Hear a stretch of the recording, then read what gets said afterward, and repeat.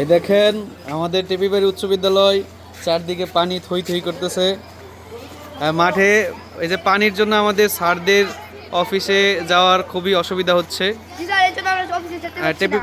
আমাদের মাঠে যে পানি, তুমি পানি এই পানির অসুবিধা সম্পর্কে কিছু বলো তো। পানির জন্য কি কি অসুবিধা হচ্ছে?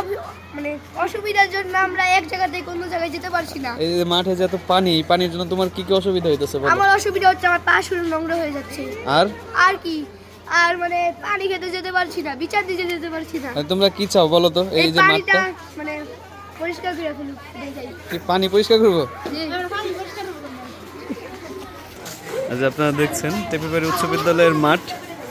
এটা বৃষ্টি হলে মাঠ, কেউ যদি প্রথম দেখায় আসে, প্রথম দেখায় বলবে এটা হয়তো কোনো দিঘি, বড় কোনো দিঘি অথবা বড় কোনো পুকুর। এ হচ্ছে আমাদের টেপিবাড়ি উচ্চ বিদ্যালয়ের মাঠের অবস্থা। আমাদের শিক্ষার্থীদেরকে এই পানি অতিক্রম করেই কিন্তু ক্লাসে যেতে হচ্ছে। এই নোংরা পানি গায়ে লাগছে, নোংরা পানি পেরিয়ে কিন্তু মাঠে যেতে হচ্ছে, ক্লাসে যেতে হচ্ছে। এখানে আমরা চাই অতি শীঘ্রই আমাদের এই মাঠের এই পানি নিষ্কাশনের ব্যবস্থা করা হোক। এটা আমাদের টেপিবাড়ি উচ্চ বিদ্যালয়ের দাবি, যাতে আমাদের এই মাঠের পানি নিষ্কাশনটা খুবই দ্রুত করা হয়, কোনো একটা ব্যবস্থা করা হয় পানি নিষ্কাশনের জন্য।